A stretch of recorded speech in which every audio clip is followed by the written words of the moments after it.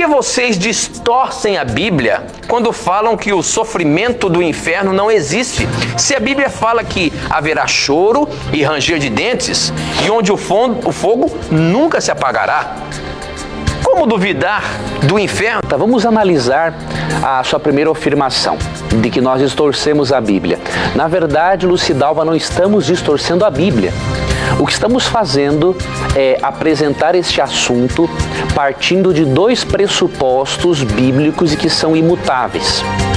O primeiro é de que a natureza humana, ela é holística, ou seja, ela é integral. O ensino bíblico é de que o ser humano é um todo inseparável e quando há a separação do físico, mental e espiritual, ocorre a morte.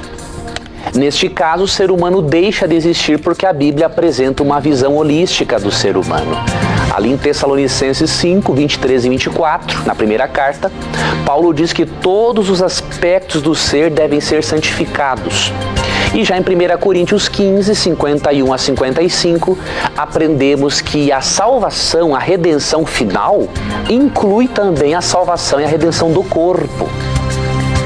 Portanto, o ensino de um inferno eterno, atormentando pecadores conscientes após a morte, ele é antibíblico porque, primeiramente, ele vai totalmente contra o ensino bíblico que apresenta a natureza humana como sendo holística.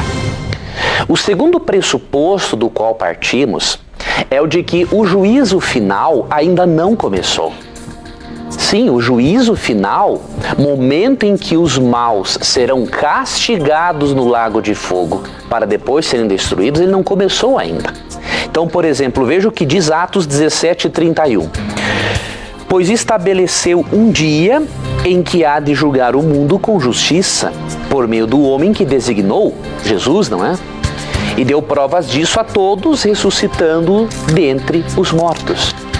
Aqui de forma clara é dito que Deus estabeleceu um dia no futuro em que há de julgar os mortos. Ou seja, o juízo final, a execução é depois, não é agora. Tanto que se você ler com atenção 2 Pedro 2,4, ali é dito que os anjos maus estão reservados para o dia do juízo. Então partimos desses dois pressupostos, do ensino bíblico holístico sobre a natureza humana e do ensino bíblico do juízo final que ocorrerá depois da segunda vinda de Cristo. Então veja, não é uma distorção da Bíblia. Agora, como entender alguns textos que aparentemente falam do inferno? Eu recomendo que primeiramente você tenha esses pressupostos claros na sua mente. Em segundo lugar, vamos ler com atenção esse texto que Tito leu para nós em Judas, capítulo 1, verso 7. Vamos lê-lo com um verso paralelo e aí você vai compreender que, na verdade, o texto está dizendo o contrário do que a princípio você pensa que é. Então, Judas capítulo 1, tem um capítulo, verso 7, diz assim: de modo semelhante a estes, Sodoma e Gomorra e as cidades em redor se entregaram à imoralidade e a relações sexuais antinaturais, estando sobre o castigo do fogo eterno, elas servem de exemplo. Aqui diz que Sodoma e Gomorra são um exemplo do castigo eterno que os ímpios sofrerão no juízo final, depois que Cristo voltar. Agora temos que fazer uma pergunta. Aqui diz que essas cidades são postas como exemplo de castigo eterno. Temos que fazer uma pergunta. Os habitantes dessas cidades estão sendo punidos hoje? Essas cidades continuam queimando? Vamos analisar o texto paralelo, 2 Pedro capítulo 2, verso 6. E aí, com esse texto, nós finalizaremos a resposta a essa pergunta para seguirmos a outras e depois eu vou sugerir para você alguns artigos no blog do programa. 2 Pedro 2,6 diz assim: também condenou as cidades de Sodoma e Gomorra, reduzindo-as a cinzas, tornando-as exemplo do que acontecerá aos ímpios. Que texto claríssimo! Aqui é dito que Sodoma e Gomorra são um exemplo do que acontecerá com os ímpios. Vamos reunir as duas informações, tanto de Judas 1,7 quanto de 2 Pedro 2,6? Judas 1,7 falou que o castigo é eterno.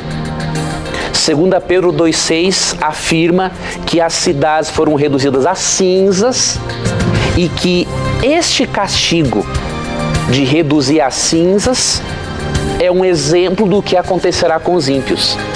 Não é difícil de compreendermos que o castigo é eterno nas consequências e não na duração do castigo.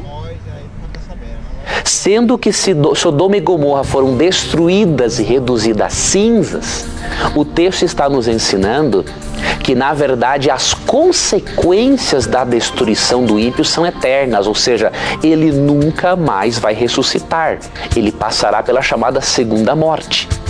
A Bíblia não fala que o castigo, o sofrimento é eterno, ela fala que as consequências do castigo é que são eternas.